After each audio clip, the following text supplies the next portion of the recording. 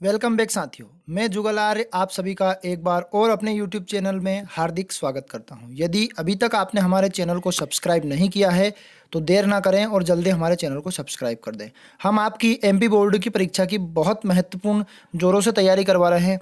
यदि हमारे वीडियो आपको पसंद आए तो अपने दोस्तों के साथ शेयर करें। चैनल पर नए हैं तो चैनल को सब्सक्राइब करें। मैंने हर विषय की, हर वीडियो की मैथ्स की पीडीएफ बना रखी है। प्रश्न बैंक सारी के सारे सॉल्यूशन कर दिए हैं।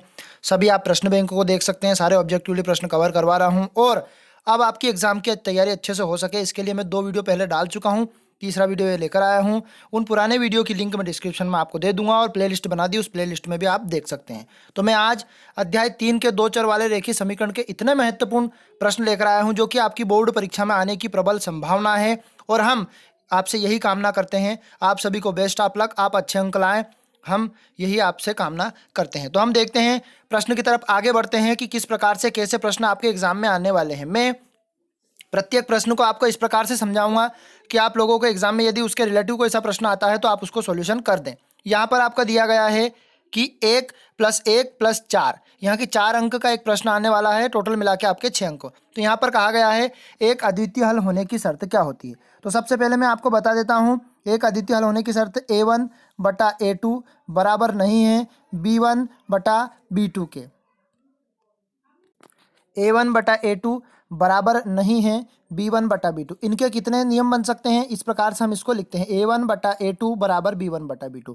यहाँ पर इसका एक नाम और है कि एक प्रतिच्छेदी रेखा होगी, यानी कि आपका समीकरण युग्म यदि इनकी शर्त के अनुसार ये बराबर नहीं होते हैं तो एक अद्वितीय हल होगा। इसका एक नाम और होता है प्रतिच्छेदी, और इसको बोलते हैं संगत भी बोलते हैं। यदि आपसे कंडीशन में बोल दिया जाए कि संगत होने की शर्त बताइए तो आप संगत होने की शर्त भी यही लिखेंगे, प्रतिच्छेदी होने की तो प्रतिच्छेदी होने की शर्त ये भी। तो एक से मिलाकर हमारे 3 से 4 ऑब्जेक्टिव बनते हैं। इसी प्रकार हम देखते हैं अनेक हल। तो अनेक हल होने में a1/a2 बराबर b1/b2 बराबर c1/c2, यहाँ हम इनको देखते हैं। अब इसका नाम वैसे मैं आपको बता देता हूँ, यदि आपको समीकरण युग्म के रूप में दिया रहे तो आपको हिंदी में लिखना है। जैसे आपको ये प्रश्न में दे दे कि a1/a2 बराबर b1/b2 बराबर c1/c2, तो हमें लिखना पड़ेगा कि इसके अनेक हल होंगे। और यदि आपसे बोल दिया जाए कि अनंतता अनेक हल होने की शर्त बताइए तो ये लिखनी है। और यदि आपसे बोल दे कि संगत, तो संगत होने की शर्त पूछ लेगा कि ये आपका संगत है या असंगत है। और आपसे यहाँ भी पूछ सकता है कि यहाँ संपाती है, क्योंकि यहाँ एक ही रेखा पर कई बिंदु बन सकते हैं। तो इसका नाम यदि संपाती नाम का शब्द भी दे दे तो संपाती में भी तीनों कंडीशनें बराबर होंगी। अब कोई हल ना होने की शर्त, तो कोई हल ना होने की शर्त a1, ये तीसरा वाला पढ़ रहा हूँ मैं, a1/a2 बराबर b1/b2 बराबर नहीं है c1/c2 के। ये किसकी शर्त हो गई, हमारी कोई हल ना होने की। अब इसका एक नाम ये असंगत होगा, केवल मात्र यही आपका असंगत होगा। और जो अद्वितीय हल होगा और अनेक हल होंगे वो संगत होंगे। और इसका एक नाम और है, दोनों रेखाएं एक दूसरे के क्या होती है, समानांतर होती है। अब इस ऑब्जेक्टिव को कवर करने के बाद हम अगले वाले ऑब्जेक्टिव की तरफ बढ़ते हैं। तो अगले वाले प्रश्न हम देखते हैं 1 नंबर के वैकल्पिक प्रश्न। यहाँ पर आपको 2 समीकरण युग्म दिए गए हैं। इन समीकरण युग्म में मैं आपको ये बता देता हूं कि पहले समीकरण का रूप a1x plus b1y plus c1, इसी प्रकार यहाँ पर a2x फिर b2y और c2 बराबर 0। तो यहाँ पर a1 का मान हमारा 1 हो जाएगा जो इसके गुणांक में है, फिर a2 का मान हमारा माइनस का हमारा 3 हो जाएगा। तो ये हमारा a1 a2 का मान हो गया। फिर आगे देखते हैं b1 और b2। तो b1 का मान हमारा 2 हो जाएगा, तो ये 2 लिख दिया, और b2 का मान हमारा हो जाएगा माइनस का 6। अब इन दोनों को देखते हैं, यदि मैंने इससे इसको काटा तो ये 3 बार कटेगा, और आगे भी हमारा माइनस का 3/2 है। और पीछे हम देखते हैं कि यहाँ पर दिया गया है आपका 5/1, तो यानी कि तीसरी वाली कंडीशन इसकी बराबर नहीं है। और मैंने बता दिया कि a1/a2 बराबर b1/b2 बराबर नहीं है c1/c2 के। तो इसका समीकरण युग्म का कोई हल नहीं होगा। ये समीकरण युग्म दिया है, इसका कोई हल नहीं होगा। और कोई हल नहीं होने को हम समांतर भी बोलते हैं और असंगत भी। यदि आपको समीकरण दिया है, इसको 3 तरह से पूछ सकते हैं कि दिए गए समीकरण संगत है या असंगत, तो आप बताना उसको कि ये असंगत है। इसी प्रकार कोई सा समीकरण दे देगा 1/3 1/3 1/3, यदि तीनों बराबर शर्त आ जाती है तो वो हमारा संगत कहलाता है। अब आगे की तरफ बढ़ते हैं, चौथे वाले ऑब्जेक्टिव की तरफ। आपके लिए हम इसी प्रकार के वीडियो लाते रहेंगे और आपकी तैयारी करवाते रहेंगे। वीडियो को हमारे ज़्यादा से ज़्यादा फॉरवर्ड कर दे और दोस्तों के साथ शेयर कर दे। उन सवाल को ज़्यादा से ज़्यादा इनकी प्रैक्टिस करें ताकि आपकी गणित के लिए बहुत अच्छे अंक आप लाएं। हम आपके लिए इसी प्रकार से तैयारी करवाने के लिए तत्पर रहेंगे। अब देखते हैं समीकरण आपके दिए हैं। एक समीकरण दिया आपका 2x + 3y = 5 में यदि x = 1 हो तो y का मान क्या होगा। तो सीधा सीधा जहाँ x है वहाँ पर मैं 1 रख दूंगा, तो 2 इंटू यहाँ पर क्या रख दूंगा मैं 1। अब यहाँ प्लस का 3y बराबर हो जाएगा आपका 5। अब यहाँ पर 2 1 कम 2 और ये हो जाएगा आपका 3y बराबर हमारा 5 हो जाएगा। तो ये आपका 3y यहाँ बराबर के उधर जाएगा तो 2 काय का हो जाएगा माइनस का, तो यहाँ पर 5 में से 2 गया, बचा कितना 3। तो y बराबर 3/3 मतलब 1। तो यहाँ पर आपका एक वाक्य एक शब्द में उत्तर। यदि इस प्रकार का सवाल आएगा तो आपका मान, जरूरी नहीं है कि यहाँ पर आपका y का मान दे दे तो x का मान निकाल लेंगे और x का मान दे दे तो y का। अब यदि हमें पता चला कि ये सही है गलत तो दोनों को यहाँ पर रख के देखो, x की जगह पे 1 रखो और y की जगह पे 1। 3 एकम 3, 2 एकम 2, 3 और 2 मिला के 5, तो ये आपका संतुष्ट करता है, मतलब ये मान आपका सही है। अब हम 5वां वाला प्रश्न देखते हैं। एक ऐसा समीकरण जिसका आलेख एक सरल रेखा में होता है वहाँ समीकरण कहलाता है, तो वो समीकरण आपका रेखिक समीकरण कहलाता है। तो इसका आंसर रहेगा आपका रेखीय समीकरण। अब आगे की तरफ बढ़ते हैं। छठा वाला सवाल, छठे वाले प्रश्न को बढ़ते हैं। एक वाक्य में एक उत्तर हम देते हैं कि 2x + y = k। यदि यहाँ पर इस प्रकार के सवाल भी आपको मैं इसीलिए तैयारी करवा रहा हूँ कि हर प्रकार के हर पैटर्न के सवाल मैंने दिए हैं। सबसे महत्वपूर्ण तो वो आपको तीनों शर्त आनी चाहिए कि प्रतिच्छेदी, समांतर या संपाती। अब हम देखते हैं यहाँ 2x, तो x की जगह पे मैं 2 रख दूंगा तो 2 इंटू 2 हो जाएगा, फिर प्लस y की जगह पे मैं 1 रख दूंगा और बराबर में k हो जाएगा। तो यहाँ पर 2 दूना 4 हो जाएगा, 4 + 1 = k। तो यहाँ पर आपका 4 और 1 हो जाएगा 5, तो k का मान हमारा आ जाएगा 5। तो यही आपका आंसर रहेगा 5।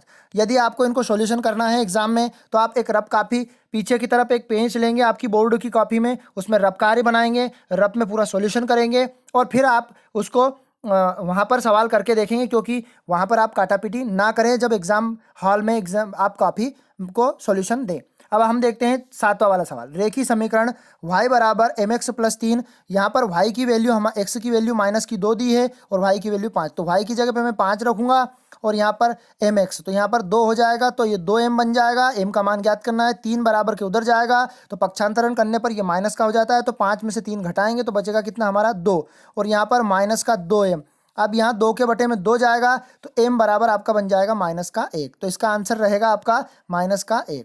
अब हमने एक अंक के प्रश्न कवर करवाए हैं। इसी प्रकार के प्रश्न आप आपकी मैथ्स में देखें और हल करें, और ये प्रश्न तो आपको सॉलिड तैयार करने हैं ताकि आपकी एग्जाम के लिए बहुत महत्वपूर्ण है। अब मैं चैप्टर वाइज इसी प्रकार से आपके प्रश्न आपका लाता रहूंगा और देता रहूंगा। अब हम 4 अंक के सारे प्रश्न आप देखें।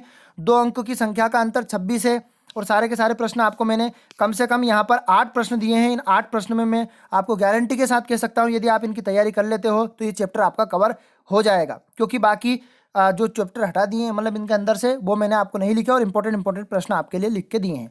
तो 2 संख्याओं का अंतर। अब यहाँ पर आप विलोपन विधि, प्रतिस्थापन विधि, वज्रगुणन विधि, तीनों में से किसी भी विधि से हल कर सकते हैं। तो 2 संख्याओं का अंतर 26 है। यदि एक संख्या दूसरी संख्या की 3 गुनी है तो उन्हें ज्ञात कीजिए। तो सबसे पहले मैं 2 संख्याओं का अंतर 26 है, तो माना पहले मैं मान लेता हूँ माना पहली संख्या। मैं आपको थोड़ा सिंपली बता देता हूँ। माना पहली संख्या, तो फर्स्ट संख्या हमारी क्या हो जाएगी, x मान लेते हैं, और सेकंड संख्या हमारी क्या हो जाएगी, फर्स्ट x और सेकंड। आपको पूरा लिखना है हिंदी में, पहली संख्या x दूसरी संख्या y। अब आगे बढ़ते हैं। इसने कहा 2 संख्याओं का अंतर। पहले हम सवाल आप पूरा ध्यान से देख लें।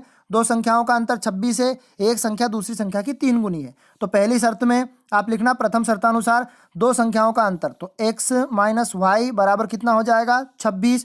और पहली संख्या मान लो पहली संख्या x मानी, ये पहली शर्त हो गई, ये दूसरी शर्त हो गई। तो पहली संख्या दूसरी संख्या से कितनी गुनी है, 3 गुनी है, तो इसको इक्वेशन नंबर फर्स्ट नाम दे दिया, इसको इक्वेशन नंबर सेकेंड नाम दे दिया। चाहो तो आप इसको प्रतिस्थापन विधि से, मतलब ये x का मान समीकरण नंबर 1 में रखेंगे, तो समीकरण नंबर 1 में ये मान रखेंगे तो हम देखते हैं x की जगह पर हमारा हो जाएगा 3y - y बराबर हो जाएगा हमारा 26। अब यहाँ पर 3y में से y गया तो कितना बचा, 2y बराबर 26। तो y की वैल्यू हमारी मतलब दूसरी संख्या हमारी आ गई 13। अब यही 13 का मान यदि हम यहाँ पर रखते हैं समीकरण नंबर 2 में, तो x बराबर 3 × 13 तो 13 तिया कितना हो जाता है आपका 39। अब x की वैल्यू अतः पहली संख्या 39 है और दूसरी संख्या कितनी हो जाएगी 13। तो यहाँ पर यदि इसकी जांच करनी है तो समीकरण नंबर 1 में इसका मान रख के देखें या 2 में रख के देखें, किसी में भी एक मान रख के देखें, ताकि आपकी एग्जाम में आपके पास कोई आंसर शीट नहीं रहेगी तो आप उनके सॉल्यूशन को आराम से देखें और हल करें और इनकी जांच भी करके देखें ताकि आपके अंक कम से कम कटे, है ना। तो हम देखते हैं यहाँ पर x माइनस वाई बराबर हमारा होता है 26। तो x की जगह पे मैं रखता हूँ 39 और y की जगह पे रखता हूँ 13। तो 13 39, यहाँ से 9 में से 3 गया 6 बचा और 3 में से 2 गया 1 बचा, तो 26 बराबर 26। ये आपका सवाल का सॉल्यूशन हो गया।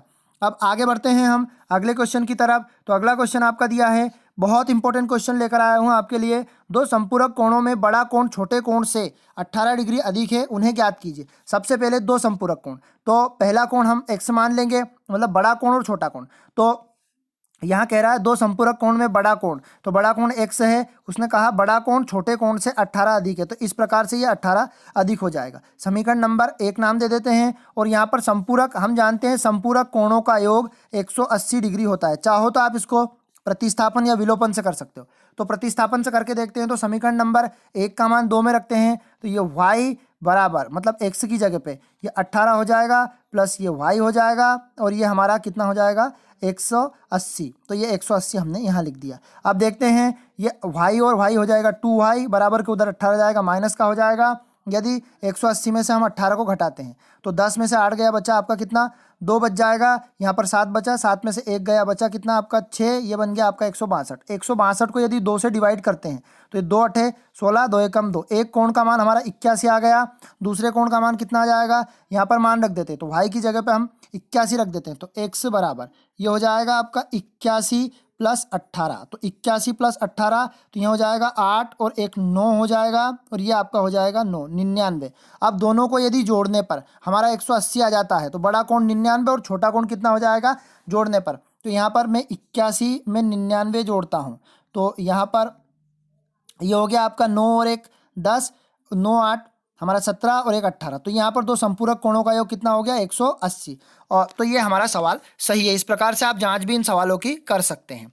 अब आगे बढ़ते हैं तीसरा वाला सवाल। एक क्रिकेट टीम में 7 बल्लों तथा 6 गेंदों का मूल्य कितना हो जाएगा आपका 3800। 7 बल्लों तथा 6 गेंदों का मूल्य 3800 रुपये है। मैं आपको सवाल पढ़ के बता देता हूँ, फिर आगे देखते हैं। यदि खरीदी के बाद उसने 3 बल्ले और 5 गेंद, अब उसने खरीदने के बाद 3 बल्ले और 5 गेंद का मूल्य हमारा कितना 1750 में खरीदी की, तो प्रत्येक बल्ले और प्रत्येक गेंद का मूल्य हमें ज्ञात करना है। तो यहाँ पर पहले बल्ले का मूल्य हम क्या मान लेंगे x, पहला बल्ला हम x मान लेंगे और दूसरा बल्ला हम क्या मान लेंगे y मान लेंगे। तो पहले बल्ले को x माना तो हमारा समीकरण किस रूप में बनेगा 7x प्लस 6y बराबर कितना 3800 हो जाएगा। फिर ये हो जाएगा आपका 3x प्लस 5y बराबर 1750। तो ये समीकरण यदि हम बना लेते हैं तो आप आराम से प्रतिस्थापन विधि से इस सवाल को सॉल्यूशन करना। अब हम एक विधि दो विधि तो हमने 3 सवाल प्रतिस्थापन से बता दिए, अब हम आपको समझाते हैं।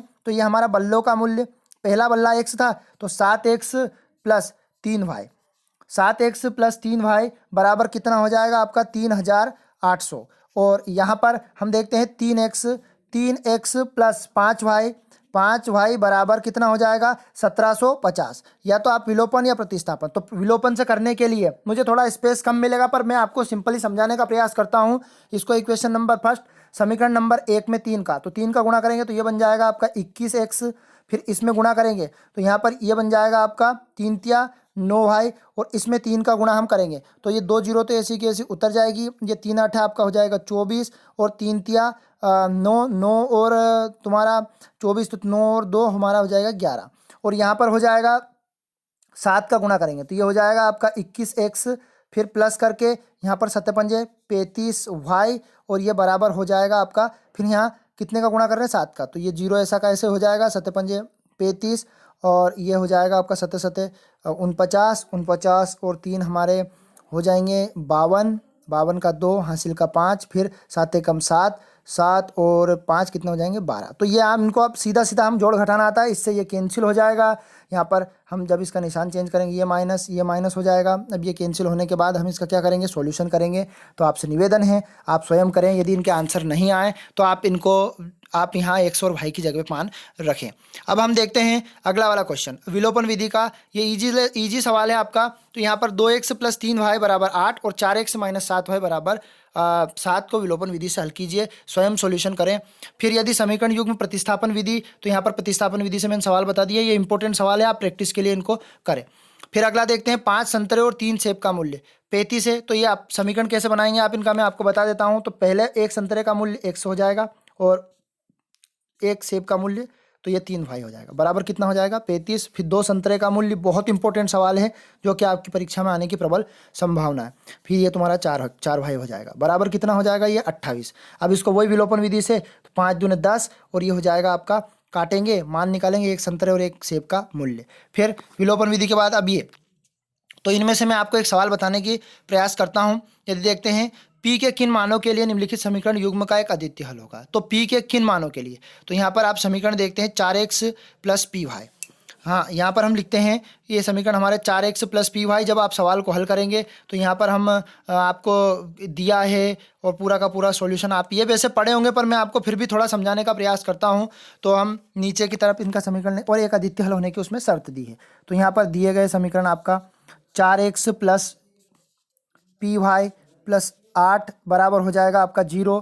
फिर आगे देखते हैं 2x + 2y + 2 बराबर 0। तो ये a1 b1 और ये c1 का मान है। तो a1 का मान हमारा 4 हो जाएगा। तो यहाँ हम एक अद्वितीय हल होने की शर्त a1/a2 बराबर नहीं है, a2 बराबर नहीं है b1/b2 के। तो यहाँ पर हम a1 का मान देखते हैं, तो a1 का मान हमारा 4 हो जाएगा और a2 का मान हमारा 2। ये a1 का मान है और ये a2 का मान है। फिर यहाँ b1 का मान हो जाएगा बराबर नहीं है p और p/2। इसका इधर मल्टीप्लाई करेंगे और इसका इधर मल्टीप्लाई करेंगे, तो ये तो हो जाएगा आपका 4 दूना 8 और ये हो जाएगा आपका 2p। तो यहाँ 8 के बटे में 2 चला जाएगा, तो 8/2 हो जाएगा, तो ये 4 बराबर नहीं है चल रहा है, तो p बराबर नहीं है हमारे 4 के। तो बहुत इंपॉर्टेंट सवाल है जो कि आपकी एग्जाम में आने की प्रबल संभावना। इसी प्रकार k का मान ज्ञात करना, इसमें शर्त हमें अनेक हल होने वाली, तो तीनों शर्त आपको बराबर वाली लगानी है। और यहाँ पर आपको भिन्न की बात करिए, तो एक भिन्न के अंश में एक घटाया जाए, मतलब एक भिन्न 1/3 हो जाती है, तो भिन्न हम सबसे पहले उसको x/y मान लेंगे। एक भिन्न के अंश में से एक घटाया जाए, मतलब एक इसमें से घटा दिया जाता है, तो वहाँ एक भिन्न 1/3 हो जाती है जब उसके अंश में से एक घटाया जाए, मतलब बराबर में 1/3 है ना। इसका क्रॉस गुणा करेंगे तो ये हो जाएगा आपका 3x - 3 बराबर y को बराबर के उधर ले जाएंगे, तो 3x - y बराबर 3 हो जाएगा। फिर इसी प्रकार अगली शर्त इसकी क्या कहती है, तो वहाँ 1/4 हो जाती है जब उसके हर में, तो मतलब x/y, वहाँ भिन्न हमने x/y मानी थी, तो 1/4 इसका भी। तो हमें इस प्रकार से एक दो पदी मतलब दो चरी रेखी समीकरण प्राप्त होगा, और दोनों को ये चाहो तो आप जिस विधि से आपको अच्छा लगे उस विधि से आप सोल्व कर सकते हो। तो इस वीडियो में हमने वो प्रश्न आपको कवर करवाने का प्रयास किया है जो कि आपकी बोर्ड एग्जाम से रिलेटेड है और आने की उनकी 100% चांस है। तो इसी प्रकार मैं वीडियो आपके लिए लाता रहूँगा। जय हिंद साथियों। हमारे वीडियो को आपको पसंद आया हो तो लाइक कीजिए, ज़्यादा से ज़्यादा फॉरवर्ड कीजिए। चैनल पर नए हैं तो चैनल को सब्सक्राइब कीजिए। प्लेलिस्ट इसकी बना दी है, उस प्लेलिस्ट में आप जाकर देख सकते हैं, और पुराने वीडियो की लिंक मैं डिस्क्रिप्शन में आपको प्रोवाइड कर दूंगा। तो टाटा, बाय बाय।